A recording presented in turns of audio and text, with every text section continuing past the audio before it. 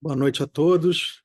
É, Sou Pedro Túlio Rocha, sou do Comitê de Nefrointensivismo da AMIB. Temos hoje uma edição do AMIB no ar, que a gente vai falar um pouco sobre distúrbios eletrolíticos, né, que é algo muito frequente na terapia intensiva, e o objetivo é a gente fazer uma revisão. Então, a gente vai falar de o que há de novo em eletrólitos em 2025. Esse título um pouco pretensioso, a gente não pretende é, esgotar o assunto, mas eu acho que tem novidade sim que a gente vai passar e eu estou aqui com meus amigos, Dr. Américo Covelo Neto, que é colega nefrologista intensivista de São Paulo, doutora Loiana Tereza, que é colega nefrologista intensivista do Piauí, e o Yuri Albuquerque, que é um colega intensivista do Comitê Inova da MIB e membro do nosso Comitê de Nefrointensivismo também. Então, a gente vai ter aqui a ideia do formato é que seja interativo, tá? Então, vocês que quiserem enviar quaisquer dúvidas, colocações, por favor, enviem no nosso chat. A gente já, entre nós, preparou aqui um roteiro que a gente deve seguir, mas a ideia é que a gente tenha o máximo de interação possível, tá? Então, por favor, fiquem à vontade. Então, só brevemente antes de começar, eu queria só convidar a todos que agora no dia 24 e dia 25 e 26 de abril, perdão, vai ter uma edição do Euro Brasil, que é um congresso que será realizado aqui na cidade de São Paulo, com grandes nomes da terapia intensiva do Brasil e da Europa. Da nossa área de nefrointensivismo vem a doutora Marlies Osterman, que é uma das grandes autoridades, o doutor Eric Roche, da Bélgica também, e a gente vai poder contar com isso. E para o nefrointensivismo, vai haver também um curso pré-congresso que vai ser realizado na quinta-feira, dia 24. Aos interessados, as inscrições já estão abertas. Existe um valor promocional para associados da MIB, tá? Então a programação está muito boa, tá? Então convido todos vocês a participar do Euro Brasil, então, dia 25 e 26 de abril, cidade de São Paulo, e no dia 24 tem os cursos pré-congresso, tá? Acho que o Lucas já nos ajudou aqui, botou o folder, né, do Eurobrasil para a gente poder mostrar no final, vou mostrar, mas queria antes já começar, e aí eu vou começar com você, Américo. Primeiro, boa noite, obrigado por estar aqui para a gente conversar. Boa E noite, aí a gente Pedro. vai começar pelo que o Dr. Flávio Naco, que é meu amigo aqui do Rio, diretor científico da MIB, é um grande interessado em eletrólitos. Cada um dos eletrólitos ele tem um apelido, e o sódio é o rei. Então a gente vai começar falando do reizinho, que é o sódio. Aliás, feliz aniversário para o meu amigo Dr. Flávio Naco, que foi ontem, aniversário dele. E aí queria, Américo, por favor, que você falasse inicialmente das diferentes abordagens diagnósticas que a gente tem para a hiponatremia, né? Então, tem abordagens que são baseadas num contexto de avaliação do status volêmico, alguns exames laboratoriais. Queria que você falasse um pouco delas e o que você usa pessoalmente. Boa noite a todos. É um prazer estar, né, nesse webinar, né, e falando de um tema tão comum, né? Obrigado pelo convite. Eu que faço parte também do Comitê de Nefrointensivismo, né? Pedro, isso a questão do sódio, dos distúrbios do sódio, que a gente fala de distúrbio do sódio, mas na realidade é distúrbio da água. Eu falo de hiponatremia, né? Ou seja, é o paciente que está com um excesso de líquido, de água, né? Então, a abordagem, quando você tem um paciente nessa situação, é aquela questão de você decidir se aquele paciente, você vai internar esse paciente para fazer uma avaliação, para observar como é que ele está, né? Se ele precisa de um período de observação. E eu vou comentar o que eu faço na minha prática do dia a dia, né? Então, primeiro determinar se essa hiponatremia ela é aguda, né? Ou ela é uma hiponatremia crônica que vem se desenvolvendo por conta das suas doenças, como insuficiência cardíaca, cirrose, né? A própria insuficiência renal crônica que a gente vê no dia a dia pode chegar a um quadro obviamente, de hiponatremia, né? É, mas o agudo, aquele paciente agudo, que é a janela aí é 48 horas, né? Que é uma questão muito importante. E se você não sabe, não tem como saber se é 48 horas, você interpreta esse paciente como um crônico, né? O agudo tem umas características desse paciente. Normalmente, esse agudo é um paciente, tem algumas etiologias que você já tem que ir pensando. ou é um bebedor de água quanto mais, né? Ele tem uma popotomania, né? Ou seja, ele uma polidipsia, que ele bebe muita água, né? E ele vai ser diluído por isso, e aí o rim não tem condições, e aí a janela aí são uns 10 litros de água livre, né? Se o paciente consegue ingerir mais do que 10 litros, ele pode desenvolver uma hiponatremia. Também tem a rapidez do que ele desenvolveu ele ingeriu essa quantidade de líquido. Uma questão muito comum nos agudos são os indivíduos que usam êxtase, por exemplo, que é uma outra causa de hiponatremia aguda, porque o paciente ele vai desenvolver uma necessidade de beber muita água, ele bebe muita água rapidamente, então ele está num estágio de hipercinético que a droga causa, né? E é muito comum em paciente internado, aquele paciente de pós-operatório imediato, né? Esse paciente é o paciente que pode desenvolver hiponatremia aguda, porque por causa do estresse cirúrgico, da dor, às vezes os pacientes estão nauseados, isso estimula a DH, faz como se fosse uma cena inapropriada de hormônio diurético agudo, e infelizmente esses pacientes estão recebendo uma quantidade de água livre grande, né? Então, esse paciente, ele pode desenvolver, esse é o agudo. Por que eu estou falando isso? Porque esse paciente, a gente precisa ser mais rápido, mais ágil, né? E uma outra variável que a gente vai utilizar a gravidade desse paciente. Então, como é que eu coloco a gravidade desse paciente? Se esse paciente ele tem um sódio por definição, é abaixo de 135. Mas se ele tem um sódio até entre 134 e 130, ele tem uma hiponatremia leve. Esse paciente eu posso esperar um pouquinho, eu nem preciso internar. Eu preciso dar uma revisada nas medicações que ele recebe, se tem um diurético tiazídico, se tem uma fluoxetina, né? Ou então compensar a doença de base dele, né? Se esse paciente ele tem um sódio maior que 120 até 129, esse paciente é moderado. Então, esse paciente eu tenho que tomar um cuidado, por quê? Porque ele pode estar desenvolvendo e ir para menos de 120, esse eu vou ter que cuidar dele mais rapidamente, né? Ou então eu posso também dar uma checada na questão do prontuário dele e na história dele. Eu tenho um tempinho maior, né? E se ele tiver com menos de 120, aí a gente considera uma hiponatremia severa, né? E aí entra um outro fator, né, que é importante. Se esse paciente está apresentando algum quadro clínico.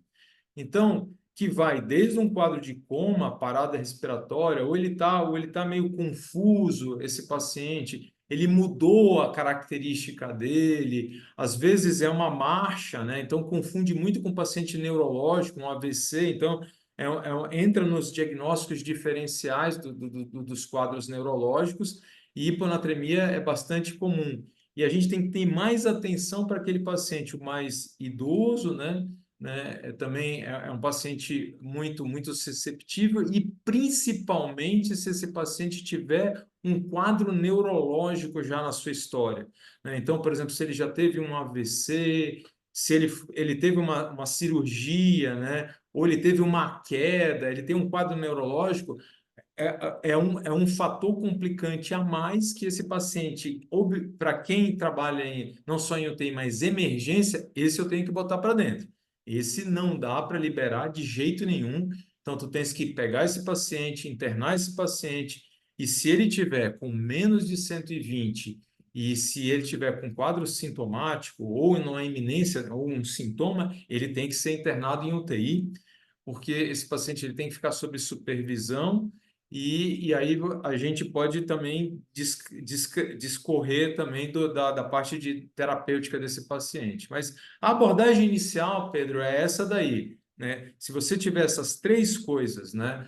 A duração, né? A gravidade e os sintomas, é como você começa a ver o paciente com um distúrbio de água, uma hiponatremia. Perfeito, Américo. Acho que você resumiu muito bem. Então, acho que a gente vai passar a falar um pouco de terapia, mas antes de começar, isso que o Américo falou é muito importante porque tem um colega aqui do Rio de Janeiro, que é o Miguel Graciano, que gosta muito de distúrbio eletrolítico, e que ele fala que mais do que saber tratar, é saber quando tratar a hiponatremia, né? Então, a gente vai falar um pouco agora das terapêuticas, descomplicou um pouco, né? Agora, como é que a maioria das vezes a gente trata, hoje já não envolve grandes fórmulas, mas assim, o que o Américo falou é muito importante, caracterizar o paciente como agudo, esse paciente merece um olhar diferente, que precisa de uma terapêutica mais agressiva, no paciente neurocrítico também, uma hiponatremia que pode não parecer tão grave, para ele vai fazer diferença, né? E também o valor absoluto do sódio. Então, Américo, por favor, fala quanto à reposição de salina hipertônica, fala um pouco do que a gente tem de novidade disso, né? Como é que você trata, como você tratava, como você está fazendo agora? Queria que você falasse um pouco disso. As abordagens, inicialmente tinha aquela grande quantidade de fórmula que era impossível a gente discutir como a gente está discutindo agora. Normalmente você teria que fazer as continhas, tudo, tal. Mas nos últimos de um tempo para cá se pegou alguns pacientes em que se infundiu continuamente e se infundiu agudamente, né, a salina hipertônica e viu que ou não tinha diferença do ponto de vista prático, né? Ou, às vezes até o paciente que se infundia continuamente, né? Fazia aquela conta e você fazia a cada 24 horas e dosando o sódio, esses pacientes até eles iam piores, né? E a gente sabe, tudo bem que do ponto de vista, esse é um estudo, é uma meta-análise, né? Que foi feita de vários estudos. Infelizmente, esse estudo ele peca num ponto importante, porque ele avaliou mortalidade geral. E nesse grupo de que ele foi feita infusão contínua, né, os pacientes morreram mais. Mas poderiam morrer também mais, porque a hiponatremia é um marcador de gravidade de qualquer doença, né? E normalmente, para o desfecho ideal, seria a morte por herniação ou por edema cerebral, que é o grande problema desse paciente, por isso que a gente tem que agir rápido. Então, hoje, o que mudou, na realidade, é você usar a solução, continua sendo a solução salina 3%, né? Mas não tem muita conta. Se o teu paciente está com sódio menor que 120, e principalmente se ele está com sódio menor que 110, que seria uma hiponatremia bem mais severa, e obviamente ele já vai ter sintoma, você fazer alíquota. Tem duas formas: fazer alíquotas de 100 ml desta solução em 10 minutos, né? E aí você observar como é que está a evolução desse paciente. É óbvio que nessa situação, por isso que eu coloquei o paciente na UTI, eu vou ter que dosar o sódio mais vezes, não dá para eu fazer isso daí, dosar o sódio daqui a 12 horas ou daqui a 6 horas. Em alguns estudos, em alguns protocolos, eles falam de dosar sódio de hora em hora, e se você tiver um microanalisador, um STAT, é muito melhor, né? Porque com uma gotinha de sangue você dosa um sódio, isso na pediatria é muito comum, né?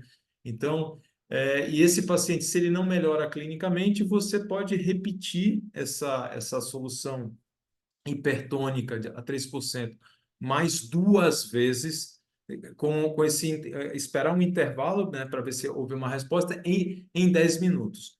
Uma outra abordagem, uma abordagem mais europeia, é você usar 150 ml dessa solução, mas infundir em 20 minutos e fazer duas vezes isso. Ou seja, no máximo, você vai fazer 300 ml de uma solução hipertônica e observar como é que foi a resposta clínica e dosar o sódio e ir avaliando esse paciente, né? Eu acho que essa é a abordagem inicial que mudou. E se você for ver, eu não fiz nenhuma conta, né? Eu não fiz nem conta da quantidade de água, não fiz nada disso. Eu dei para realmente aumentar esse sódio mais rapidamente. E aí tem aquela questão, né, de quanto que eu vou aumentar, né? E aí se discutia muito essa questão das 24 horas, e se viu que, na realidade, você pode aumentar de 4 a 6 max, que essa é a tua meta, mas você pode aumentar agudamente que não tem problema, né? Eu não preciso esperar as 24 horas para isso. Aliás, na realidade, a maioria dos trabalhos mostram o seguinte, que se tu colocas uma meta e coloca para 24 horas, você sempre ultrapassa essa meta. Porque tem outras variáveis que acontecem. Quando tu expandes o paciente, outras variáveis vão acontecer, né? E um fator que eu gosto de citar bastante, que a gente às vezes também tem que prestar atenção, é se esse paciente que está com hiponatremia, se ele tem hipocalemia também, né? Porque às vezes quando você corrige o potássio, né, numa hipocalemia, se é uma hipocalemia que esse teu paciente está fazendo alguma arritmia, você obrigatoriamente já aumenta o teu sódio, né? Então, se você vai fazendo tudo junto, às vezes é um paciente um pouco complexo, aqueles 4 a 6 agudamente, às vezes pode virar 8, pode virar até às vezes 10, até às vezes 12, e aí tem um risco maior da síndrome de desmineralização que a gente também deve comentar aqui entre a gente, né? Perfeito, Américo. Então, ele resumiu bem, né? Então, a recomendação atual, né? Esse estudo inicial que ele mencionou, que é o SALSA, Uhum, é, eu fico perguntando quem é essa pessoa criativa que inventa esses nomes para os estudos, né? E como é que eles conseguem encaixar? Eu nunca seria capaz, mas o nome do estudo é esse, é Salsa. Ele mostrou justamente isso, né? Que alíquotas de salina hipertônica, quando comparado à infusão contínua, eram igualmente eficazes em reverter a hiponatremia e tinha menos incidência de correção exagerada do que a infusão contínua, como você falou, né? E a uhum, questão do temor pela correção exagerada é principalmente sobre a síndrome de desmielinização osmótica, né? Anteriormente chamada de é, melinólise central pontina, porque é a principal topografia onde a lesão é observada, né? Mas pode acontecer em qualquer ponto do tronco cerebral, então a nomenclatura correta é essa. E aí eu queria falar com o Yuri. Então, Yuri, boa noite a você. Obrigado por estar participando aqui conosco. Fala então um pouco, por favor, sobre a síndrome de desmielinização osmótica, seus mecanismos, fatores de risco e o que os novos estudos falam da real incidência e prevalência dela, por favor. Boa noite. Boa noite, Pedro. Boa noite a todos, né? Américo, Loiana, né? É um prazer estar aqui. Assim, de uma forma geral, né, Pedro? Eu acho que muito se mudou, né, em relação à síndrome de desmineralização osmótica, né, assim, nos últimos anos, né?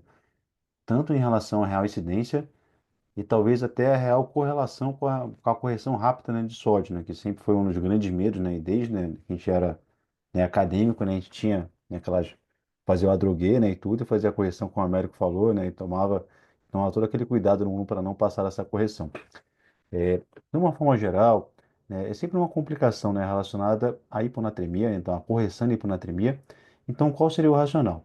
Né, frente a, né, uma célula neuronal, né, principalmente, né, um astrócito, frente à situação de hipotonicidade, né, da hiponatremia, você começa essa célula frente ao meio, né, que está hipotônico, para ela não fazer um edema cerebral, ela começa a eliminar, né, os mais geogênicos, né, então mionisitol, glutamato, né, e tudo, para manter o meio, né, intracelular também hipotônico e tentar se equilibrar. Se você fizer uma correção rápida, né, então como o Américo falou, isso não ocorre na fase aguda, isso numa fase mais crônica, né, após 2 a 3 dias, se você fizer uma correção rápida, principalmente do sódio, após esse caso, o meio vai ficar hipertônico em relação à célula. Então a célula vai desidratar. Se a gente pensa em oligodendrócito, né, e tudo, e as células são produtoras de bainhas você pode ter esse processo de desmineralização osmótica. Então esse seria o racional, né, da desmineralização osmótica inicialmente pontina, né, como você falou, né, extrapontina. Em relação aos fatores de risco, né, tem até, né, os score, né, e tudo, e tem os fatores de risco mais clássicos relacionados a características dos indivíduos. Uma coisa que o Américo pontuou muito bem é em relação, primeiro, à hiponatremia grave, né? Então, o paciente que ele tem a hiponatremia com sódio menor que 120, né, a incidência, até que a gente começa a ver nos estudos, né, principalmente quando tiver um sódio mais baixo, ainda, talvez até em torno de 110, aumenta ainda mais. O paciente que é dependente de álcool, né, o paciente tem cirrose, hipocalemia associada. Então, esses pacientes são fatores de riscos, né, importantes. Além disso, aquele paciente que tem uma urina que é pouco concentrada, que tem uma osmolaridade urinária baixa. Então, eu sei que esse paciente, ao fazer, né, um aporte, né, como o Américo falou, que é um estudo da água, ao fazer, na verdade, um aporte de sódio, né, hipertônico, esse paciente, a incidência dele também vai ser maior. Em 2023, saiu um estudo do Macmillan, né, no English Evidence, e que foi bem interessante que, da mesma turma do Shore, eles fizeram, na verdade, a turma para poder avaliar, e foi uma coxa retrospectiva bem legal, que eles pegaram uns 10 anos tá, das admissões no hospital por hiponatremia. Eram mais de 20 mil pacientes, então assim, uma coorte bem robusta, e colocaram um paciente com sódio menor que 130 e avaliaram talvez o real, né, risco da desmoralização osmótica nesses pacientes. E de forma bem interessante, desses 22 mil pacientes avaliados, somente 12 pacientes, né, de toda essa casuística fizeram imunização osmótica. Eu falei assim, nossa, né, que coisa, né? Então, se você vê a incidência, né, real, né, assim, entre todos os pacientes de hipanatremia, óbvio que você está pegando um grupo com uma hipanatremia leve, né, só de 930, né, seria, né, em torno de 0,05%, né, uma coisa muito baixa. Mas se a gente começa a avaliar, né, os pacientes que a gente fez uma correção rápida de sódio, que é um desfecho secundário do estudo, e que foram 17% desses pacientes, somente 7, na verdade, que fizeram isso. Então, a real incidência disso, quando a gente coloca, seria 0,14%.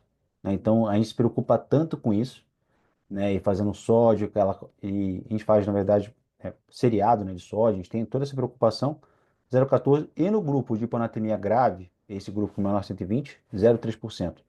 Então, é uma doença rara, apesar de rara, né, é uma doença que ela está relacionada à incapacidade, que ela está relacionada a uma morte, uma perda funcional para esse paciente. Então, apesar de rara, é uma doença que ela é, né, muito grave, tá? E como é que ela se apresenta, né? Então, assim, frente que é isso. O pessoal acha que vai ser uma coisa instantânea, né? Então, eu vou fazer reposição de sódio e o paciente vai começar a apresentar manifestações. E não é isso, né? Ela é caracterizada por manifestações tardias, né? Então, pô, após, né, 48, 72 horas, o paciente pode começar a evoluir com disartria, né, sonolência, afasia, uma paraparesia, né, uma quadriparesia, e o diagnóstico, né, de eleição, por exame de imagem, é principalmente a ressonância, que seria o método mais sensível para avaliar, né, tanto essa regionalização, né, a nível pontínuo ou a nível de gânglios da base. Tem um ponto interessante também, né, em relação até, se você, por exemplo, se você começou a fazer uma correção de saúde hipertônica e você começou a passar, né, de 8 a 10, então na terapia de resgate ele foi com 10 de ampressina. E nesse estudo do Macmillan, que é interessante, quando você fazia uma oscilação muito grande do sódio, você precisava fazer essa terapia de resgate, né, fazendo a 10 de ampressina, esse paciente tinha uma incidência maior de desmineralização osmótica. Né? Então, o que eu pego assim nesse estudo assim, na forma geral. A gente não sabe se tem uma correlação precisa entre a correção rápida, né, e a eliminação osmótica. Eu acho que tem vários fatores de risco que são contribuintes para tudo isso, mas a impressão que é que se você corrigir rápido demais, talvez até você precisar correr até atrás, né, com 10 de ampressina, talvez seja tudo, mas é bem raro. E talvez aquele paciente com hipernatremia leve, até moderada, né, em que a gente fica tão preocupado, né, como o Américo falou em relação a isso, talvez a real incidência nesse paciente seja menor ainda, né, como a gente viu nesse estudo. E quantos pacientes que a gente interna na UTI, ele fica na UTI, né, um tempão só por conta disso, e tendo gasto, né, e tendo tudo. Então, a impressão que eu tenho é que é uma doença rara, a gente não sabe tudo sobre os mecanismos, mas talvez aquele paciente que pode treinar moderada e tudo, e que não tem outros fatores de risco associados, a gente poderia também ser mais, às vezes, um pouco mais agressivo e tudo, e às vezes, né, depois de uma abordagem mais inicial, ser um pouco mais conservador. Não sei qual a opinião de vocês, né, Américo e Pedro. Eu acho que você ressaltou bem, né? Os achados desse estudo realmente são surpreendentes, né? Foi uma incidência muito baixa, mas, como você bem falou, quem já viu um caso de desmelinização osmótica é muito grave, né? Uma doença muito grave, quadro neurológico gravíssimo, irreversível. Então, acho que a gente tem que entender que talvez não seja tão prevalente assim, que não tenha tanta correlação com a correção exagerada, mas saber também identificar quais são os pacientes sob maior risco, né? Então, como você bem colocou, né? O cirrótico, o alcoólatra, o paciente com hiponatremia crônica, né? Eu já vi dois casos. Um era um pós-operatório de transplante de fígado, que foi muito marcante. Era um doente cirrótico grave, ele tinha hiponatremia, né? Hiponatremia em cirrótico é um marcador de gravidade da doença, né? E aí a cirurgia foi muito difícil tecnicamente, ele teve, sangrou muito, então tomou muito hemocomponente, hemoderivado, albumina, soro fisiológico e tal. E aí ele saiu da cirurgia, o enxerto começou a funcionar, saiu entubado, né, porque tinha sido muito grave. E quando ele pegou o enxerto, estava melhor, desligava a sedação, não acordava. Não acordava e não acordava. E isso depois foi visto que ele saiu de 118 do sódio pré-cirurgia e chegou no CTI com 152. Então ele tomou muito bicarbonato, albumina, soro fisiológico e foi um caso gravíssimo e ele faleceu depois de infecção com o enxerto funcionando, né? Então, eu acho que a mensagem é essa, parece não ser tão prevalente, parece não ter tanta correlação, mas tenham medo e procurem identificar os pacientes sob maior risco. sei se o Américo ou a Loiana querem colocar alguma coisa também sobre a desminimização osmótica. Eu vi um caso só, e é dramático, como você comentou, Pedro, e esse estudo ele é muito interessante, até a gente discutiu aqui esse estudo entre a gente, né? E aí eu perdi um pouco o medo desse quadro mais agudo, né? Que eu tenho que fazer alguma coisa, né, da salina hipertônica naquele quadro agudo. Mas eu fiquei com a mesma impressão do Yuri. O doente que a gente tem que ficar mais atento, além dos fatores, é aquele cara que ele não está tão grave, não é uma hiponatremia tão grave, e que às vezes outros mecanismos ele já tá diminuindo a sua síndrome inapropriada por você fazer outras coisas, a própria restrição hídrica, né, desse paciente, ou mesmo um ajuste da medicação, e ele já está se autocorrigindo, e aí tu vais lá e dá mais sódio para ele, e aí ele sobe muito rápido, né? Então, aquele do 4 a 6 mEq, até no máximo 8 mEq, pode virar até 12, 14 mEq em 24 horas, aí vai dar problema mesmo. Perfeito. Bom, queria passar então para a Loiana. Boa noite, Loiana, nossa colega do Piauí. Ela vai falar um pouco agora. Queria passar para você uma pergunta, Loiana, sobre as outras opções terapêuticas na hiponatremia, né? Então, a gente falou um pouco da salina hipertônica, mas fala um pouco mais sobre as outras opções que a gente tem, quais são elas, quando usar, a sua eficácia, né? E aí, só antes de você responder, pedir para, novamente, todos que estão nos assistindo, a ideia, a gente está com um público muito bom, agradeço a vocês, é que seja uma sessão interativa. Então, por favor, se tiverem alguma colocação, pergunta, usem o espaço Q&A, tá? Question and Answer da plataforma para enviar suas dúvidas. Loiana, boa noite. Fala pra gente, o que tem de outras opções de terapêuticas na hiponatremia? Boa noite, gente. Eu estou muito feliz de estar aqui, apesar de ser do Piauí, no momento eu estou no Maranhão. E o Américo até achei interessante o gancho que o Américo puxou, né? Que para falar de sódio, a gente tem que falar de água. E aí eu até escolhi um cenário, eu estou aqui na beira do rio, para falar bem sobre esse tema de hiponatremia, né? Então, assim, é, o Américo e o Yuri já esmiuçaram bem que quando o paciente está no quadro agudo, a gente não hesita, tem que fazer reposição de salina 3%, e acabou esse negócio de conta, vamos perder o medo da salina 3%. Eu sempre falo, e eu acho que é importante lembrar que por muito tempo a gente teve medo de fazer a salina 3%, mas a gente nunca teve medo de fazer 100 ml de bicarbonato de sódio, 8,4% puro, num paciente que está muito grave. E eu digo para a gente, eu não sei se contaram para vocês, mas bicarbonato de sódio, 8,4% puro, é uma ampola de sódio a 8,4%. Então, vocês têm tanto medo de fazer esse bolos de salina a 3%, mas está lá fazendo o bicarbonato a 8,4%. Então, queria deixar esse lembrete para as pessoas. E aí, além da história da reposição rápida, quando um paciente não está tão grave, é um paciente que a gente pode conduzir ou a nível de ambulatório ou a nível de enfermaria, a gente tem outras opções para tratamento de hiponatremia. Mas sempre lembrando que, se existem várias causas de hiponatremia, existem várias formas de tratá-la.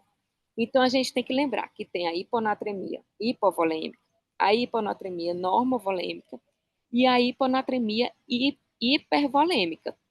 Então, assim, eu também vejo assim que é um erro bem corriqueiro de, da gente mesmo, é assim, a gente não esmiuçar o diagnóstico daquela hiponatremia e botar uma fludrocortisona para todo mundo. E também puxando o gancho do Américo, ele até falou que esses pacientes neuropatas têm mais predisposição a fazer CIAD. Então, um paciente neuropata, usando fludrocortisona, ele pode fazer essa retenção de sal e água e fazer pico hipertensivo e isso agravar a situação dele.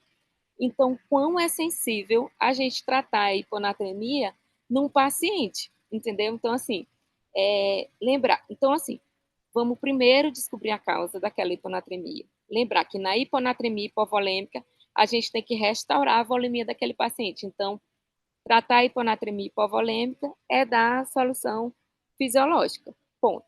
E também outra coisa também, que a gente esquece um pouco é que num mecanismo da desidratação, o paciente, antes de ficar hipernatrêmico, ele fica hiponatrêmico. Então, nesses casos de um paciente com hiponatremia hipovolêmica, que está desidratado, a gente vai repor com soro fisiológico. Entendi. No caso da hiponatremia normovolêmica, que é a principal causa é a SIAD, a gente tem como primeira escolha a restrição de a restrição de volume, como primeira escolha. Então, fazer restrição hídrica para aquele paciente, certo? Associada a isso, a gente tem também a reposição de cápsulas de ureia e de próprio NaCl mesmo. A gente tem muito essa cultura de prescrição de dieta hipossódica para todo mundo, né? Só que a gente tem que lembrar, se aquele paciente tem uma hiponatremia volêmica, a gente não tem por que restringir sal naquele paciente. Então, pode dar uma dieta normossódica para pacientes. Lembrar de dar repor sódio nesses pacientes com SIAD. Aí a gente tem também os tovapitanos, que eles não têm aqui no Brasil, seria um caso para importar, né? E nos Estados Unidos, eles são utilizados, eles pedem para que você faça até 30 dias, né? Não usar assim corriqueiro. E também a gente tem que lembrar da fludrocortisona, que a fludrocortisona é usada para casos indicados, que é a insuficiência adrenal, né?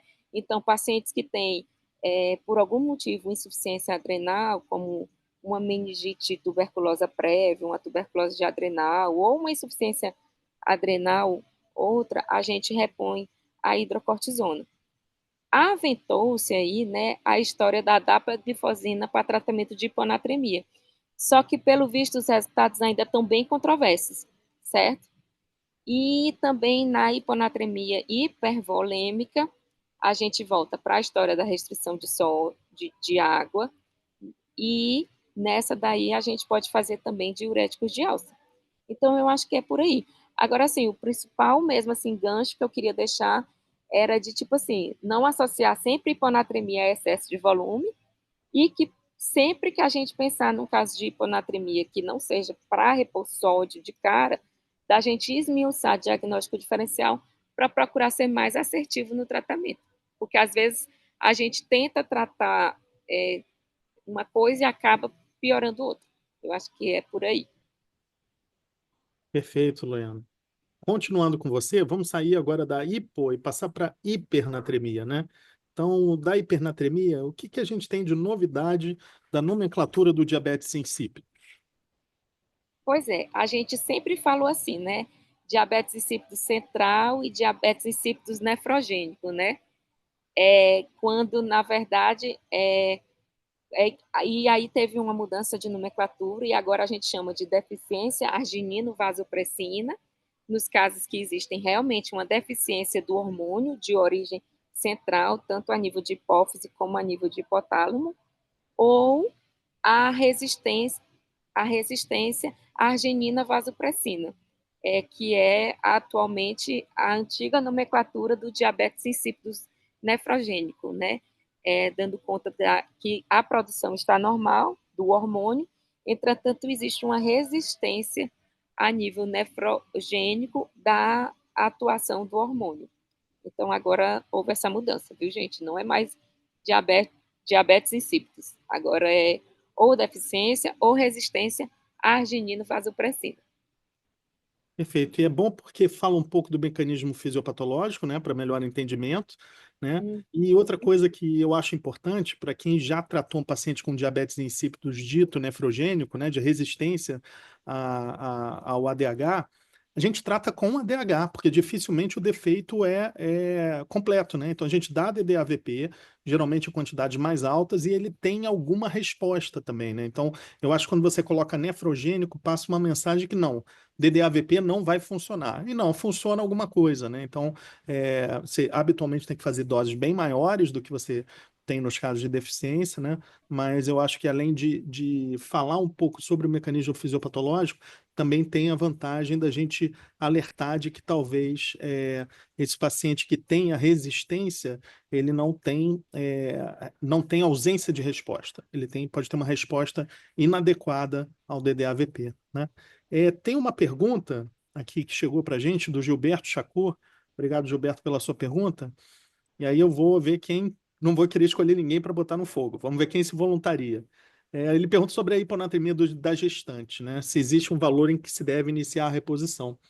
Então, quem quer falar um pouco da hiponatremia na gestante, que é um mecanismo, quando brando, fisiológico, né? Por conta da expansão volêmica que ocorre na gestante, né? Mas ele pergunta especificamente de um valor, se na gestante é um pouco diferente dos demais.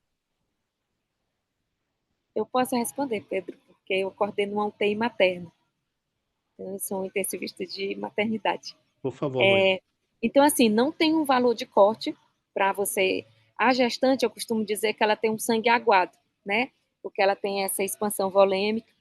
Só que ao mesmo tempo, ao mesmo tempo que a gente tem que lembrar da expansão volêmica, a gente tem que lembrar também que ela tem uma membrana mais permeável do que a pessoa que não está grávida. Então, a gente não é tão permissivo assim na reposição de NaCl a 3% numa grávida, porque essa expansão volêmica misturada com o aumento da permeabilidade da gestação em si, você pode fazer um edema agudo pulmonar não cardiogênico. Então, a história da reposição de sódio mesmo é sintomas. Novamente, a gente volta para o que o Américo falou. A gente repõe sódio numa grávida se ela tiver uma hiponatremia sintomática. Se não, a gente vai fazer restrição hídrica, pode fazer um pouquinho de diurético de alça, sim, sempre vendo a questão da viabilidade fetal, mas só repor sódio mesmo se ela estiver sintomática. Não seguir um corte de sódio. É tipo abaixo de 120 esse valor aí que o Américo falou com sintomas. Perfeito, obrigado, Loiana. Então, aproveitar aqui que o Gilberto fez a primeira pergunta, ele já quebrou o gelo. Então, convidar todos que estão nos assistindo aí para também interagir aqui, deixar suas dúvidas, colocações, perguntas nesse espaço Q&A, tá? Bom, mais uma para você, Loiana. Fala um pouco sobre um exame diagnóstico novo que tem um papel no diagnóstico das poliúrias. Fala para a gente da copeptina, por favor. Isso.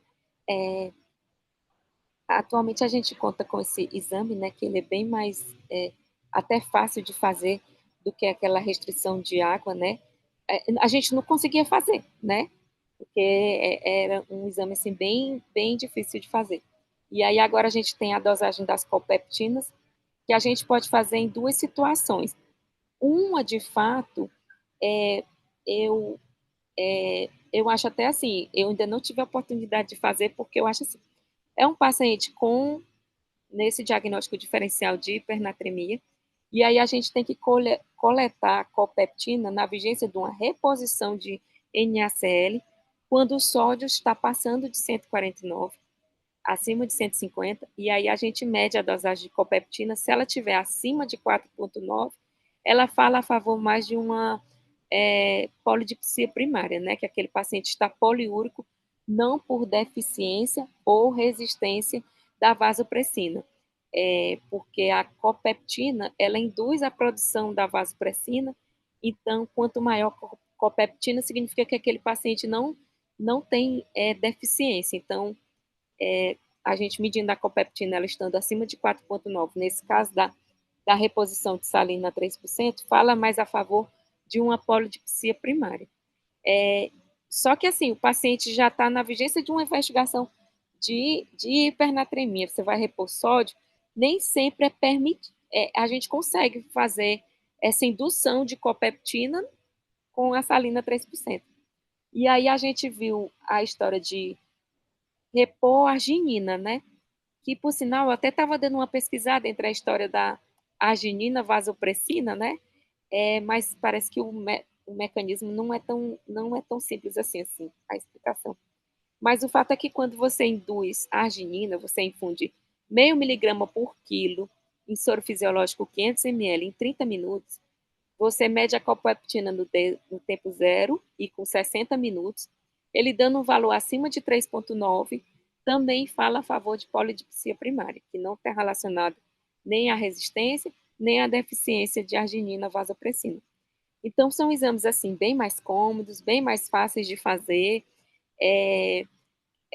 que a gente que tem uma acessibilidade tão boa quanto para a gente fazer esse diagnóstico, né, dessas poliúrias nesses pacientes. Perfeito, Luciano. São poucos os hospitais que têm, né, esse exame, né, mas ele realmente, para quem já teve que fazer prova de restrição hídrica, é insuportável para o médico, para o paciente, tem que colher exames seriados, restringir líquido do paciente, a incidência de falha é alta, então eu acho que o grande sentido é a Isso, gente poder fugir desse teste que realmente é laboroso, exige internação hospitalar, porque o paciente tem que ficar colhendo sangue de tempo em tempo. Então, acho que é uma grande promessa aí para esses diagnósticos diferenciais das poliúrias. De novo, queria convidar os participantes a nos enviarem perguntas, colocações através do Q&A, tá? A ideia é fazer a sessão mais interativa possível. E aí eu queria direcionar uma pergunta agora para o Américo. Américo, falamos do sódio, agora a gente está indo para o potássio. O potássio, se não me engano, segundo o Flávio Naco, é a rainha. É isso, o potássio é a rainha. É o segundo mais importante da hierarquia da corte dos eletrólitos em terapia intensiva.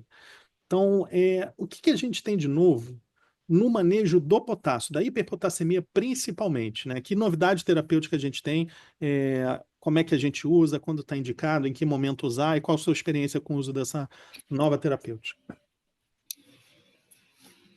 Pedro, a gente tem uma nova classe, né? Está surgindo uma nova classe de medicamento para o tratamento da hiperpotassemia ou hipercalemia, se a gente quiser a nomenclatura americana, né?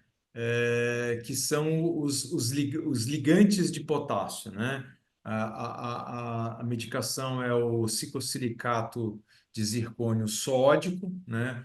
O nome comercial que está aprovado aqui, inclusive recentemente, ele vai ser incorporado a medicações de alto custo. Isso foi aprovado recentemente pela Conitec para uso, inicialmente é para paciente renal crônico, mas muitos dos pacientes que têm esses distúrbios têm uma disfunção renal, né? Quer uma disfunção renal no seu curso de doença renal crônica, mas eles também podem ter a hipercalemia, desenvolver a hipercalemia. O paciente mais comum é um paciente, frequentemente é um paciente diabético, que usa inibidor de enzima de conversão, que às vezes usa uma espironolactona também para o tratamento da insuficiência cardíaca, ou usa uma finerenone, né,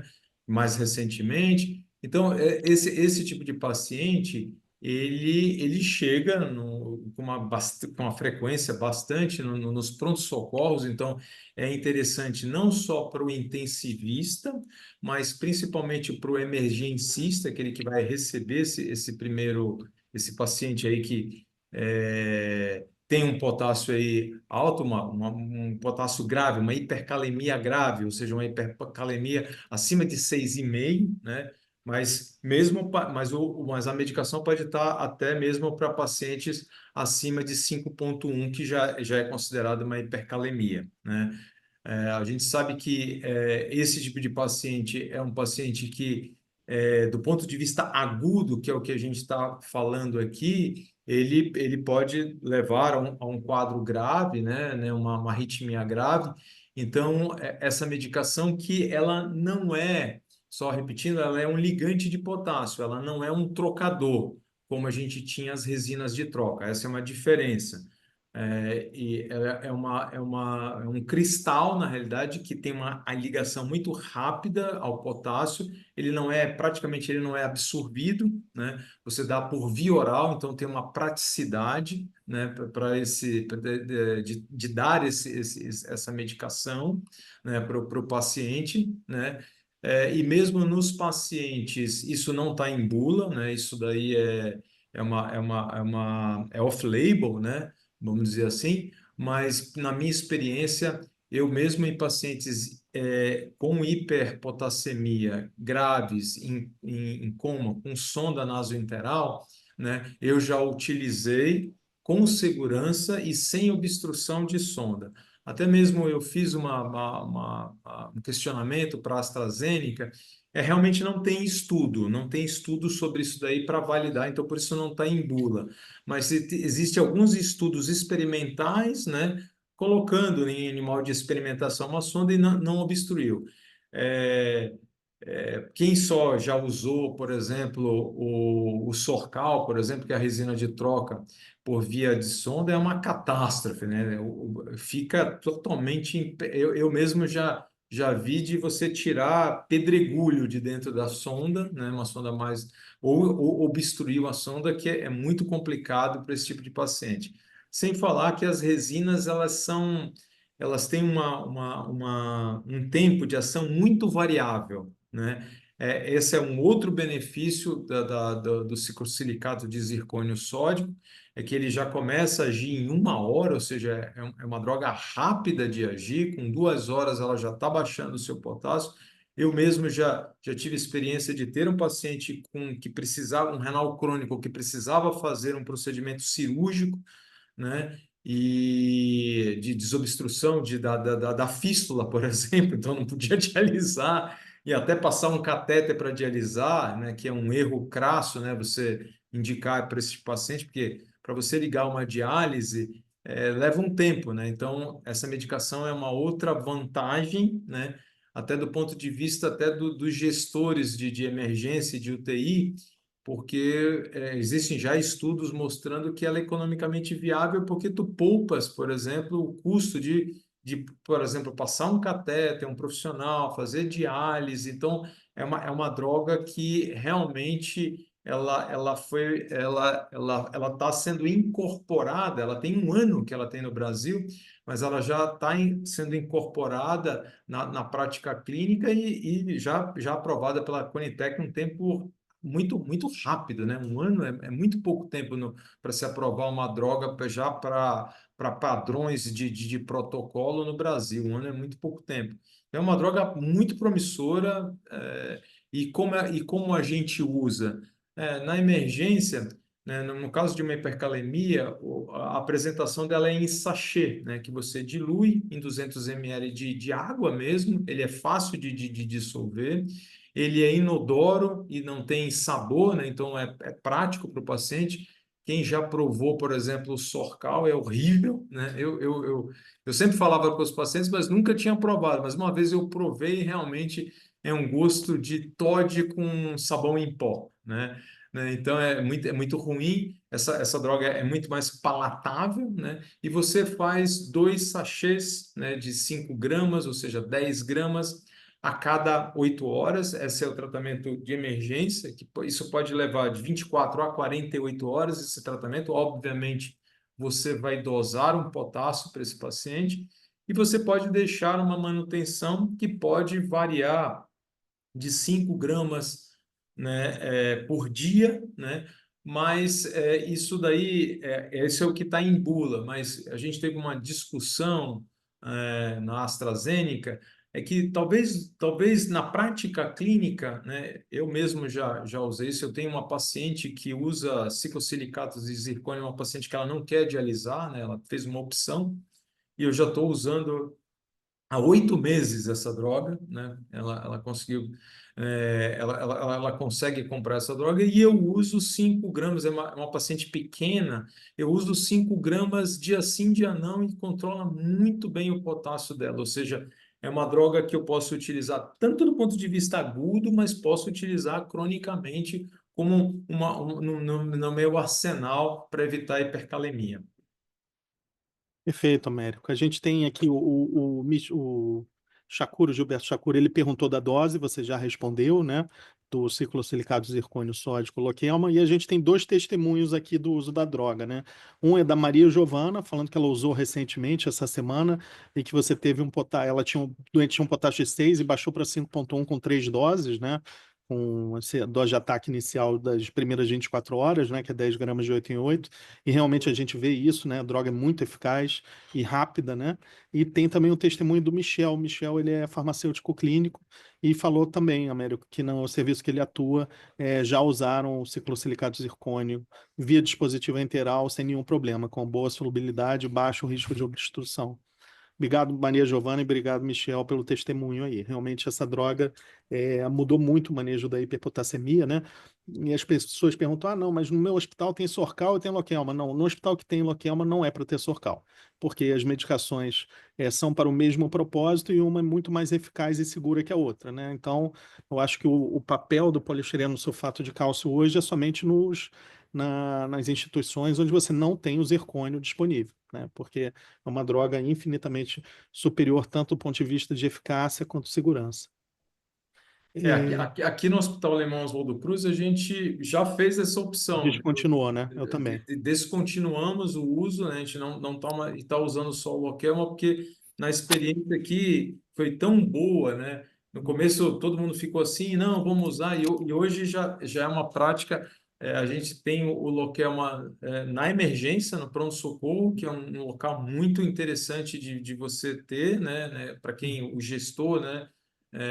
Porque é um doente que tu tens que decidir rapidamente e até chamar um nefrologista, tudo, então tu já pode fazer a abordagem na emergência e, obviamente, na UTI também. Então, a gente descontinuou o uso de resina de troca e está só com o ligante de potássio. E mais um aspecto Eu quero prático aí fazer do uma pergunta. Lokelma. Pode falar, Luana. Fala, por favor. É, é porque, assim, a gente também está usando bastante Lokelma no nosso hospital, só que ainda não pegou bem, assim, entre a gente, os intensivistas da instituição, o Lokelma em pacientes com uso de sonda nasointeral. É, sempre que a gente usa, no nosso caso, ainda não tem aquela resposta assim ótima, assim, com aquele decréscimo em 2 horas, uma resposta ótima em 24 horas. Vocês usam independente de droga vasoativa, ou tu seleciona um pouco mais com aquele paciente com sonda nasointeral, ou tu está passando para todas. Hipercalemia em paciente TOT, VM, sonda nasointeral, tu usa, ou só naquele paciente chuchu com sonda nasointeral, assim? Tu tá Não, restringindo para alguém o uso do Lokelma? Não, eu usei os 3 casos que eu usei por sonda eram pacientes que estavam em UTI, estavam em vigência, os 3 estavam em vigência eu estou tentando me lembrar agora, mas os 3 estavam com droga vasoativa, inclusive um estava com 2 drogas vasoativas, ele realmente estava num quadro que eu não consegui, não tinha condições de dialisar, que tinha aquele paciente. Eu vou te falar como é que foi, né? Era um paciente que ele até tinha indicação de dialisar, mas tinha uma questão de cuidado paliativo, que aí é um outro nicho para essa droga, tá entendendo? Né? Porque a diálise sempre é uma coisa mais. Então, para você ganhar tempo, até você conversar com a família, tudo, e você está com distúrbio lá. Então, eu usei muito bem. Realmente, você tem razão, Luana. Não foi tão rápido como as outras vezes. Demorou um pouquinho mais, mas funcionou muito bem, né? E eu acho que ele, entendendo um pouco a farmacodinâmica da droga, ela não é porque ela não é absorvida, né? Então, eu preciso ter o potássio ali, ele vai segurar e vai ficar ali, né? Até mesmo Exatamente. teve uma discussão muito interessante agora uma reunião, né, promovida pela AstraZeneca, que tem um conceito que eu acho que é das resinas de troca, que o intestino tem que estar funcionando, né? Isso. E isso a gente trouxe para o Lokelma, mas não é verdade, né? Mesmo que o intestino não esteja funcionando, ou seja, não tenha trânsito intestinal, a droga segura o potássio e fica lá, tá entendendo? Então, não vai ter, e também não tem aquela questão das resinas de troca de ter a retroca e reabsorver o potássio depois. Isso também não acontece com o Lokelma. É uma outra questão prática que eu queria deixar aqui como depoimento, e na minha prática eu usei e funcionou muito bem. Perfeito. Pois a gente vai dar mais uma chance para o Loquel.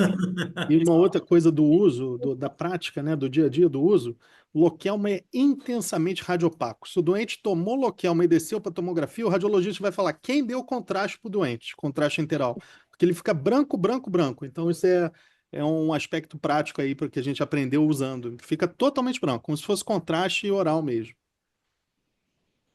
Então tá. Vamos passar então para o Yuri novamente. Obrigado, Loiana. Obrigado, Américo. É, Yuri, vamos falar agora, então, falamos já do sódio, falamos do potássio, vamos para o magnésio. O magnésio, a gente tem uma novidade que já tem disponível no Brasil, ainda bem restrito, poucos são os centros que têm, mas que é um novo exame de magnésio, que é o magnésio iônico. Fala um pouco, por favor, do que é o magnésio iônico, quais são, as vantagens dele sobre o magnésio total e em que cenários ele seria especialmente, indicado de você aferir o magnésio iônico e não o magnésio total. Perfeito, Pedro. Acho que assim, de uma forma interessante, a gente pode fazer talvez até um racional junto com um cálcio iônico, né?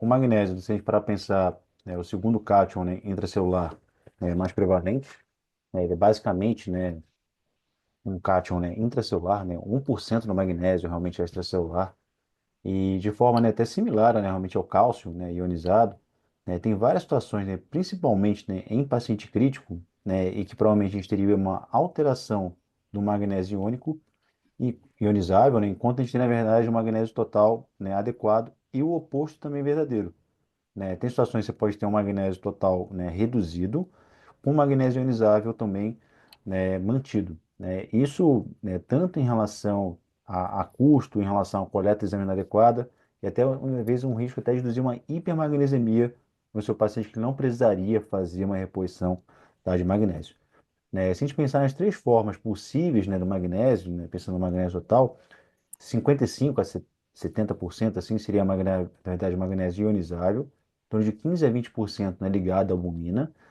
e as outras cerca de 5 a 10%, na verdade, ligado, né, tanto a citrato, fosfato, bicarbonato, né, então complexado, né, a outras coisas, né? E se a gente fazer também uma analogia, né, em relação ao cálcio, né, em situações que, por exemplo, eu posso ter uma hipoaminemia ou posso ter alguma alteração de pH, né, de forma similar ao cálcio, eu posso ter uma alteração, né, do magnésio e é ionizável. É, Tem vários estudos, né, observacionais, não tem nenhum estudo randomizado, né, sobre isso. São estudos que ainda são, né, formadores, né, de opinião, que estão criando hipóteses, mas que é bem interessante, que parece que as tendências, muitas vezes, elas não são, né, lineares. Você tem uma correlação ruim entre o magnésio total e o magnésio iônico.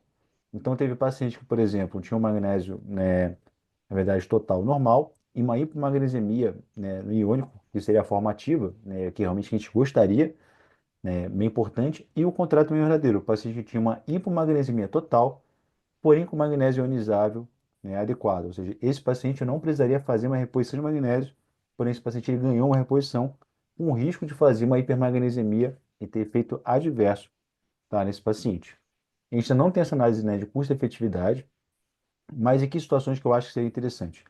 Uma das próprias situações, né, que às vezes pensando, né, em diálise, né, nefrointensivismo, é quando se utiliza o citrato, né, como uma anticoagulação local-regional.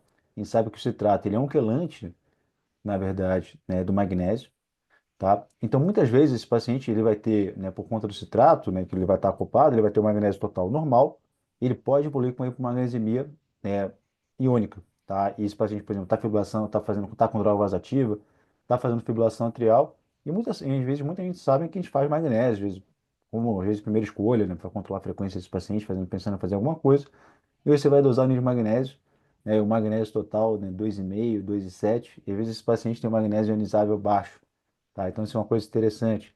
Né? Uma outra coisa, sei lá, aquele paciente tem uma hipoaminemia, né? Esse paciente às vezes tem o magnésio total normal e ao mesmo tempo magnésio ionizável baixo.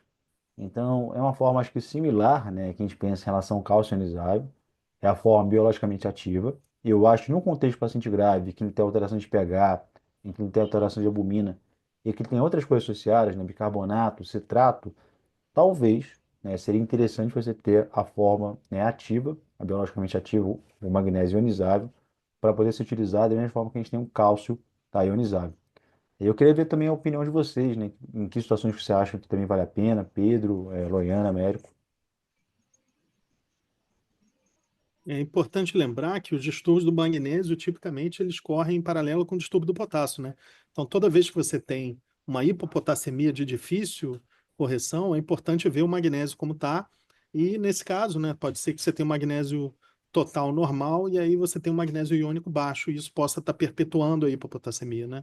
Então, eu acho que a gente vai, em breve, migrar para esse exame, como hoje, felizmente, o calciônico, eu acho que principalmente na terapia intensiva já migrou, né? A gente já valoriza o calciônico. O contexto ambulatorial, não. A gente ainda vê muitos colegas pedindo cálcio total, mas aí é uma situação menos, mais estável, né? Dificilmente você tem hipoalbuminemia grave num paciente ambulatorial, e tal. Então, a correlação entre cálcio total e calciônico é razoável, mas eu acho que no CTI o calciônico já pegou, né? Acho que muito disso é da anticoagulação regional do citrato, e acho que com a mais ampla disponibilidade desse exame do magnésio iônico, a gente também vai migrar para ele em breve. Américo, quer comentar alguma coisa, Loiana? Eu acho que você comentou uma coisa muito interessante, que é o paciente que está em diálise contínua, né, que a gente utiliza como método de anticoagulação. Hoje, basicamente, o melhor método de anticoagulação é a anticoagulação regional com citrato, né, que é, dependendo da instituição, que protocolo seguir, né, mas é muito utilizado, né, a anticoagulação regional com citrato, e realmente a gente vê essa questão da hipomagnesemia, só que você fica vendido, como o Pedro falou, né, tu vai dosar, e tu falaste também, né, vai dosar o total, mas às vezes aquele paciente continua tendo arritmia e às vezes você faz uma dose de magnésio para ele, uma reposição de magnésio a mais, lembrando que na solução, na maioria das soluções existe o magnésio, né? Tem magnésio, reposição de magnésio, mas é aquele paciente que ele está naquele contexto também de ser grave, né? Ter hipoalbuminemia, tem muita coisa para ele e ele acaba tendo. Eu acho que vai ser eu acredito que vai ser uma ferramenta muito, muito, muito benéfica para a gente terapia intensiva.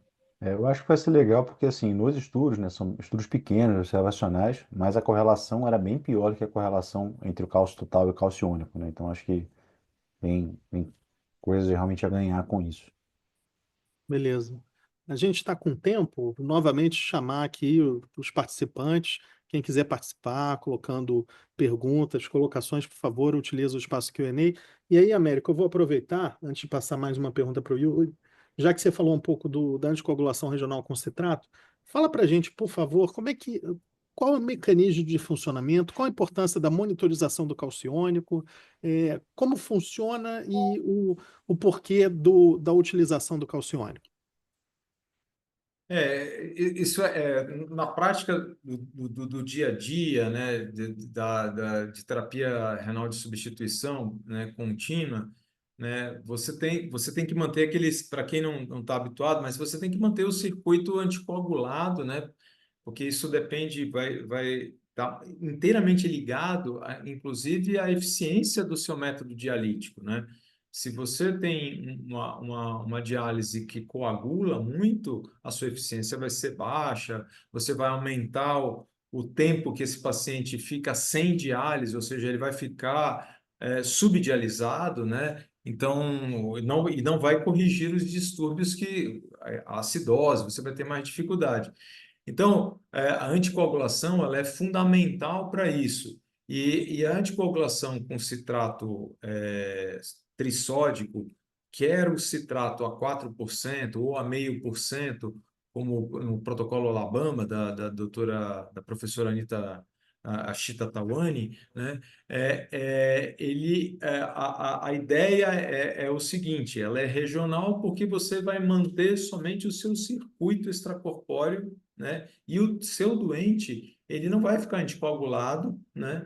Porque você dá o citrato ele é um quelante do cálcio, o cálcio faz parte da cascata de coagulação, né? E quando tu quelas o cálcio, ele vai ficar anticoagulado o seu sistema.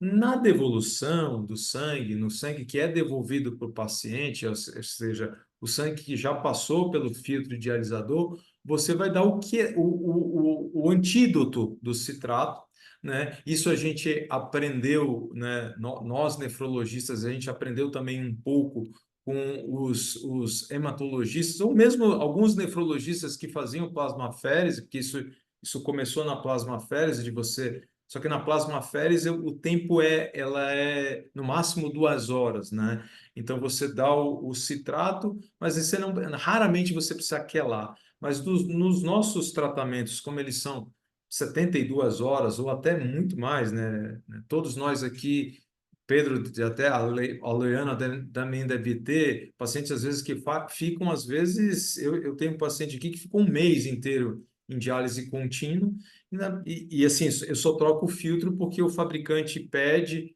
ou até mesmo eu empurro um pouco se está metabolicamente ok, então ele vai quelar. Então, a dosagem do cálcio ionizado ela é muito importante, né? Porque aí é que você vai fazer o ajuste, né, de manter o circuito anticoagulado e o paciente não. Então, e você pode, por exemplo, desligar tudo, e se o paciente precisar fazer um procedimento cirúrgico, você pode desligar e ele pode ir para o procedimento cirúrgico. Eu não preciso esperar, eu não preciso dar nenhum antídoto. Se ele está ajustado, eu não preciso. E para os colegas intensivistas, né?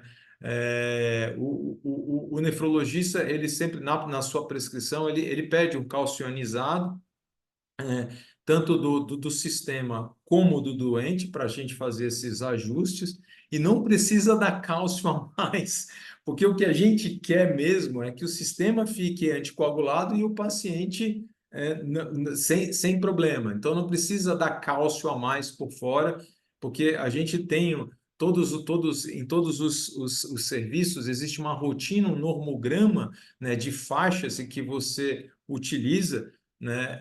Em algumas instituições aqui no Oswaldo Cruz a gente tem isso daí na própria prescrição, e a enfermagem só vai fazer uma checagem dupla, né, com o nefrologista que tiver de plantão para fazer algum ajuste, mas existe uma tabelinha que você faz essa correção. Por isso o cálcio ionizado para isso ele foi incorporado.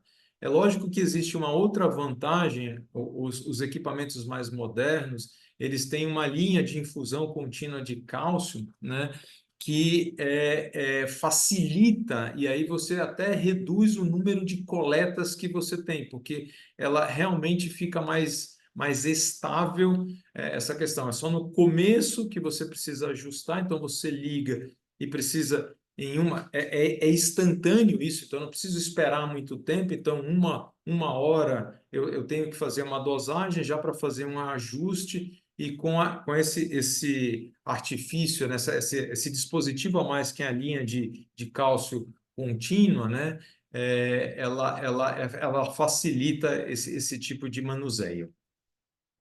Perfeito, Américo. E a gente, quem viu, hoje o citrato já é uma técnica mais difundida no Brasil, mas, como o Américo falou, é da década de 90, né? A descrição do procedimento com o Dr. Meta, mas na época a gente via muita consequência metabólica, porque a dose de difusão era muito menor, né? A gente fazia menos dose de diálise, e com isso entrava mais complexo citrato e cálcio para o doente, né? Porque hoje a consequência metabólica do citrato do ponto de vista de você ter sobrecarga é menos frequente porque a gente usa uma dose maior. E a gente voltou lá do Easy 100 agora, o Yuri foi também, e tiveram os japoneses, Américo, eles já usam uma dose de diálise menor, né, 15 a 20 ml por quilo por hora, por uma questão regulamentar deles, o governo só paga isso, e eles estão com 3. E aí não mostra a diferença na mortalidade, né, dessa dose menor do que a dose de 25 a 35, que é habitualmente o que se faz, né?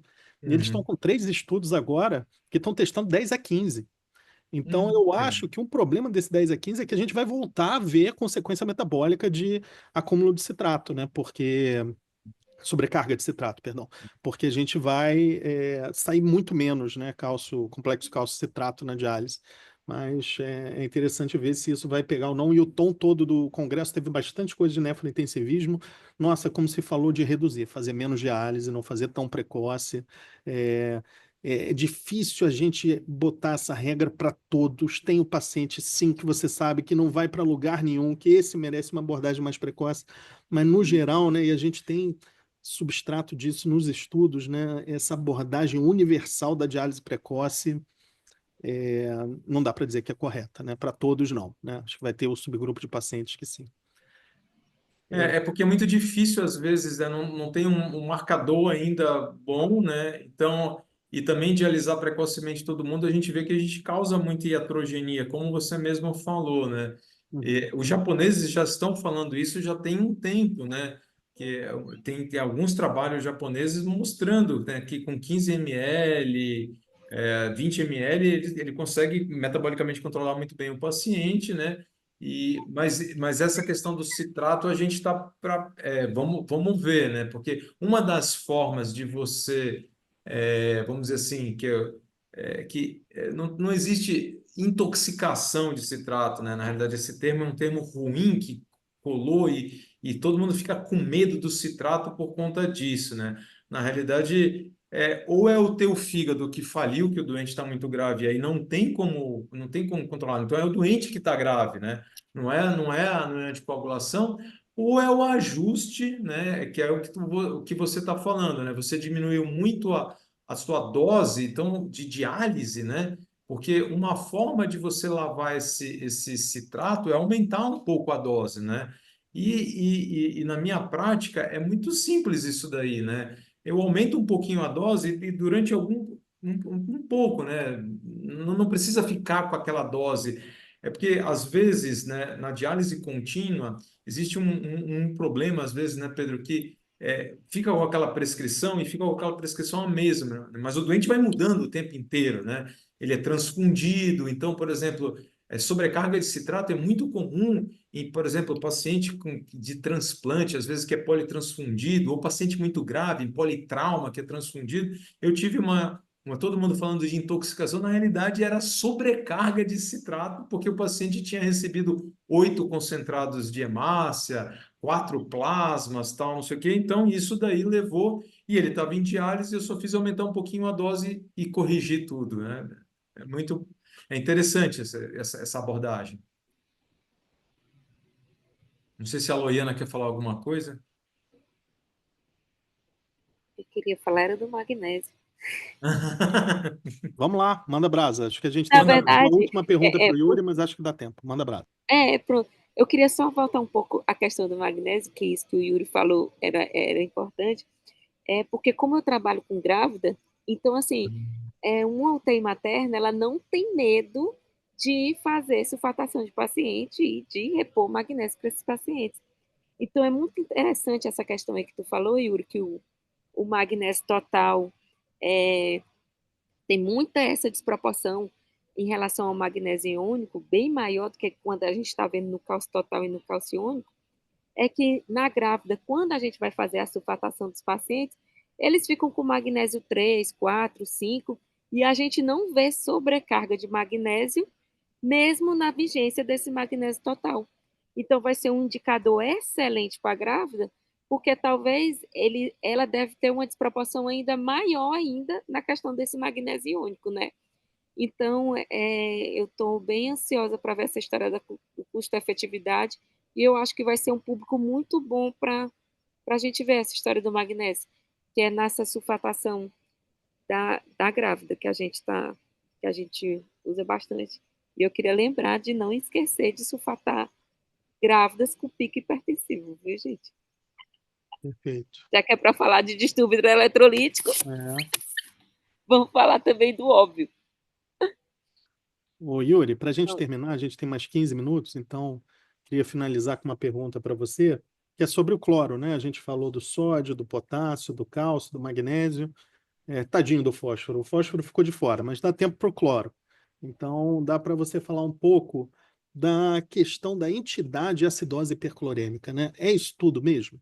O cristalóide com baixo conteúdo de cloro, com conteúdo alto de cloro, tem que ser proibido? O que a gente sabe hoje frente aos estudos que a gente tem? Eu até, né, brinco, né, Pedro? Assim, em terapia intensiva, né, todo congresso que tem, né, inicialmente era cristalóide versus colóide, né? Tinha aquelas mesas todas cristalóide versus colóide. E aí depois os colóides, né, os colóides sintéticos, né, na forma geral, né, foram abandonados, a gente ficou só com a albumina, e aí virou cristalóide, não, então cristalóide, balanceados versus não balanceados, né, então se parar para pensar nos cristalóides balanceados, né, de forma, né, diferente da salina 0,9%, a salina 0,9% ela tem 154 mEq por litro, né, de sódio, né? Então, é uma sobrecarga, né, desculpe, de cloro, né? Então, uma sobrecarga de cloro, né, muito grande, né, em relação ao plasma, que a gente vai ter em torno de 95 a 105, 100 para fechar a conta. E se a gente pensar nas soluções balanceadas, que são soluções pobre em cloro, então, para a gente conseguir reduzir a minha carga de cloro, desse paciente, a gente adiciona umas bases. Então, no ringa lactato, eu vou ter, né, o lactato, e, no, na verdade, no plasma light, né, eu vou ter o acetato e eu vou ter o gluconato para poder, né, balancear isso. No ringa lactato eu tenho 109 mEq por litro, né, de cloro, e no plasma light, né, eu tenho 98 de uma forma, né, similar. Então, soluções pobres, né, em cloro. Qual seria o racional de você ter soluções, né, balanceadas, né, isso? Seria uma ideia se tentar, né, reduzir, né, tanto a acidose, né, hiperclorêmica desse paciente, né? Então, se a gente pensar, né, em estudar ácido base, uma forma que a gente tem um aumento, na verdade, do cloro, né, uma sobrecarga de cloro para manter o equilíbrio eletrostático, né, do ambiente, a gente começa a ter um acúmulo de cloro, uma hipercloremia, eu vou ter que ter uma redução proporcional de bicarbonato. Isso vai ter uma tendência à acidose hiperclorêmica, principalmente quando eu faço grandes volumes, né? Além disso, com modelos experimentais, a gente viu que a hipercloremia ela estava associada à vasoconstrição de arteríola aferente. Isso teria uma incidência maior de injúria renal aguda nesse paciente. Tanto que a maioria dos desfechos, né, combinados em relação aos estudos que a gente viu, solução balanceada e versus não balanceada, eram desfechos combinados que avaliavam tanto injúria renal aguda como terapia renal substitutiva nesse paciente. E tem uma longa, né, história, né, um grande, né, margem de estudos. Né, tudo começou com os estudos canadenses, né, o SALT-D, né, e o SMART, né, o SPLIT, né, e que basicamente, né, o SMART inicialmente ele foi até positivo, mas era um desfecho composto, né, e foi positivo ali meio na trave.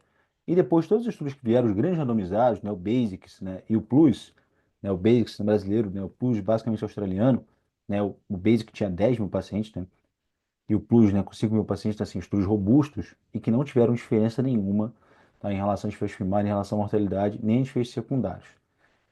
Teve um estudo do Zampieri, né, que ele fez uma meta-análise, né, de dados individuais, então pegou paciente por paciente e também fez uma análise bayesiana.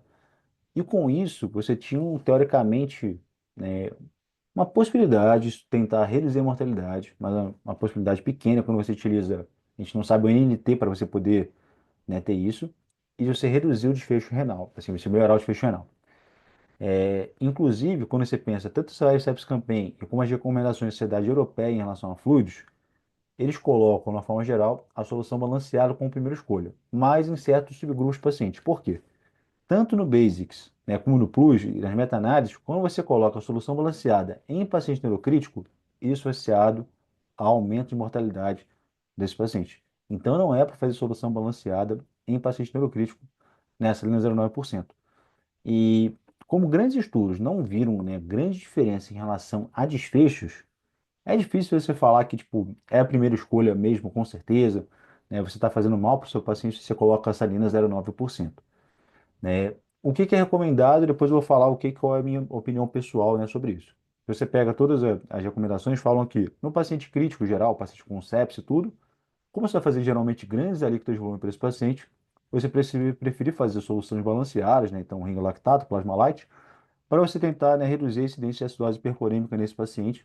E no contexto faz sentido, depois você vai ter que correr atrás, às vezes também esse paciente ele vai ficar hipernatrêmico, vai ficar um pouco mais complicado, né? Eu acho que um ponto interessante até das soluções balanceadas também é o paciente com cetoacidose diabética, né, que é um subgrupo interessante disso.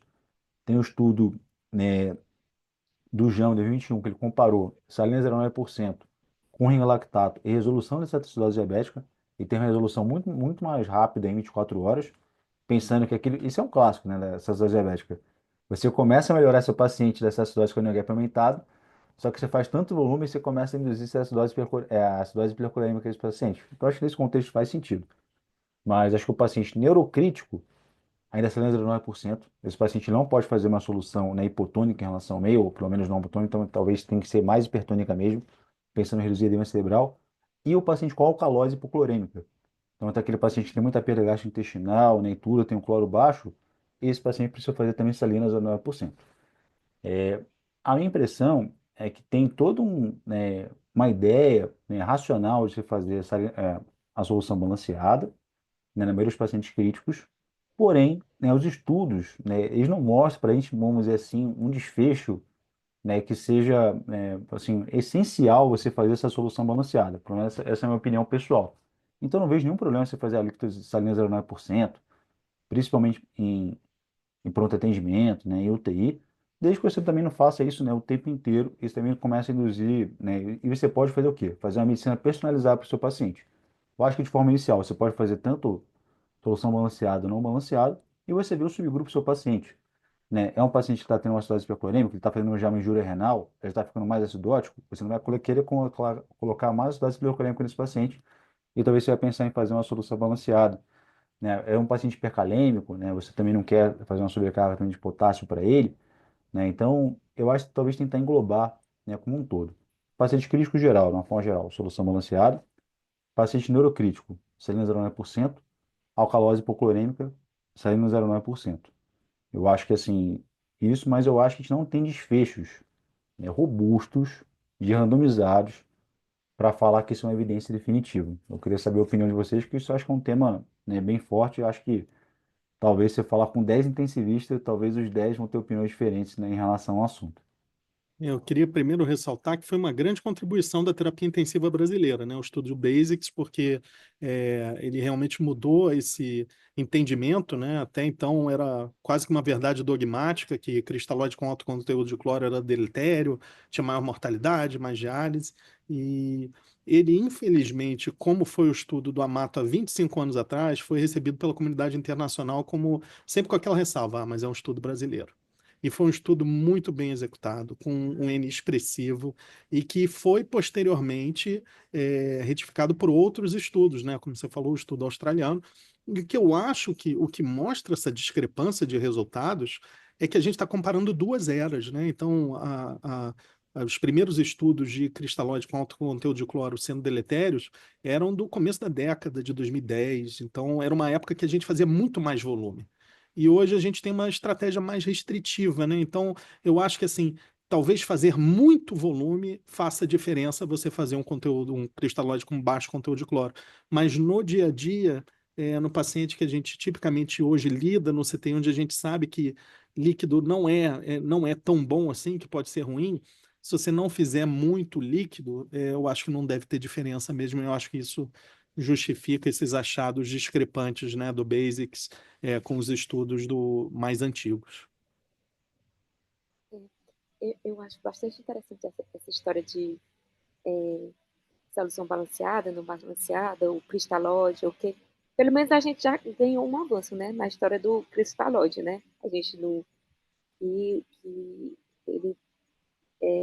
Só que aí, realmente, eu percebo o seguinte: que quando a gente deixa aquela prescrição, que às vezes fica perdido, né, na prescrição da terapia intensiva, aquele soro fisiológico, 0,9%, 500 ml, de 8 em 8 horas, que ainda encontro, né? O paciente realmente ele tende a ficar com aquele sódio de 154 e o cloro de 100 beirando ali, ou seja, a gente acaba trocando a volemia do paciente e ele ficando hipernatrêmico só pela história do soro fisiológico. Existe isso sim, ok. Só que tem isso muito que o Yuri falou da questão da gente individualizar a história do cristalóide. Por quê? Uma coisa que é muito comum de internar em terapia intensiva, hipercalcemia. Aí vem lá o garotinho, hipercalcemia, eu vou hiperidratar aquele paciente. Aí, não, soro fisiológico, nem pensar. E nesse paciente aqui, porque a gente não usa soro fisiológico mais em terapia intensiva, é solução balanceada. Aí taca lá o ringelactato, que a gente tem que lembrar que o ringelactato tem cálcio. Então, como que eu vou tratar uma hipercalcemia fazendo 3 litros de ringelactato no paciente, gente? Então, eu queria lembrar, assim, de coisas que são óbvias, que são do nosso dia a dia, mas que todo dia eu pego em terapia intensiva. Outra coisa também é paciente que está lá. Esses dias mesmo eu peguei na UTI um paciente tratando hipercalemia com potássio de 6,2, que no outro dia o potássio dele foi para 7,1, porque ele estava desidratado e também estava fazendo reposição com ringelactato. Lembrar que o paciente, a ringalactato também é uma solução balanceada que tem potássio. Então, o que fica dessa história é que a gente precisa realmente não, tipo assim, estigmatizar de cara a solução fisiológica e que a gente precisa individualizar o nosso paciente, porque às vezes nessa da gente acabar estigmatizando uma solução, a gente acaba criando iatrogenias com outras. né? Então, eu queria lembrar principalmente dessas duas situações também, além da alcalose hipoclorêmica que tu falou aí, Yuri, dos Ah, pacientes com perfeito, Luana. hipercalcemia e dos pacientes com hipercalemia, na É, história do ringue lactato. E uma coisa também, eu queria também lembrar de outra coisa também, né, que eu já tenho 15 anos de terapia intensiva. Então, no começo, lá no estudo Rivers, era aquele negócio tipo assim, soro, soro, soro. Aí, os mais novinhos, né? Não, soro nem pensar, pouquinho. Só que, gente, de novo, lembrar de individualizar terapias, né? Porque a gente ainda tem a cetoacidose diabética, que a gente tem que dar volume para o paciente, os infartos de VD, que a gente tem que dar volume para o paciente. Então, a gente tem que lembrar também que tem aquele paciente que a gente hiperexpande também. Então, acho que era por aí. Luana, você falou uma coisa legal, muito mais do que a expansão volêmica, né? Você falou, hoje em dia tem dois polos, né? O hidrofóbico, né, que não quer dar volume por nada, né? O hidrofílico hoje em dia está perdendo, né? A pessoa está dando menos, esse hidrofílico está um pouco mais esquecido, né? E o caminho do meio talvez seja o mais interessante, você avaliar a fluidoresponsividade, né, e tudo. Mas uma coisa que às vezes passa batido na pressão é a ideia do fluid creep, né? Então seria o quê? Um terço do que a gente coloca, né, de volume no nosso paciente é basicamente o quê? Ah, você vai fazer um antibiótico, né? O quanto que eu estou fazendo de antibiótico, assim, quanto que eu estou fazendo de diluição, né? Então, geralmente é aquele soro que está perdido ali. Você falou assim, da solução do soro de manutenção. Ah, tô fazendo uma reposição. Quanto que eu posso fazer? Será que eu poderia concentrar isso? Então, o fluid creep, né? A gente vê que volta e meia, o paciente começou a ficar hipernatrêmico. A gente vai rever a prescrição, né? O quanto que a gente está dando, Exatamente. na verdade, soro fisiológico para esse paciente, né? Essa é uma coisa interessante, é uma coisa que sempre vale a pena, né, E a rever na pegadinha prescrição. da hipernatremia de todo dia. É que Exato, as pessoas perfeito, estão todo perfeito. dia lá aumentando a água filtrada. Um dia eu passo tá 50, no outro dia tá 100, no outro dia tá 200, no outro dia. Quando eu penso que não, tá água filtrada, 300 ml, e o paciente segue hipernatrêmico. Mas qual é a pegadinha? Vancomicina, soro fisiológico de 100, anfotericina, tudo em soro fisiológico.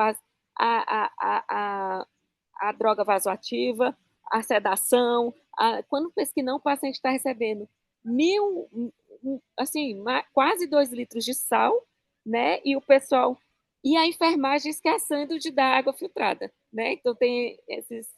Então, realmente, prescrição, distúrbio hidroeletrolítico está ali na nossa cara. É rever prescrição mesmo, de cima a baixo mesmo, para a gente estar se sacando dessas pegadinhas. Beleza, pessoal. Nossa discussão está acabando. Foi super proveitosa. Quero agradecer a todos que participaram aqui nos assistindo. Obrigado. Chegamos a ter mais de 100 participantes. Muito legal.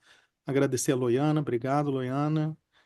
Ao Américo, ao Yuri, e queria deixar como última mensagem novamente o nosso curso que vamos ter agora do Euro Brasil, que vai ser um evento com uma programação sensacional, vai ter grandes nomes da terapia intensiva europeia e também brasileira.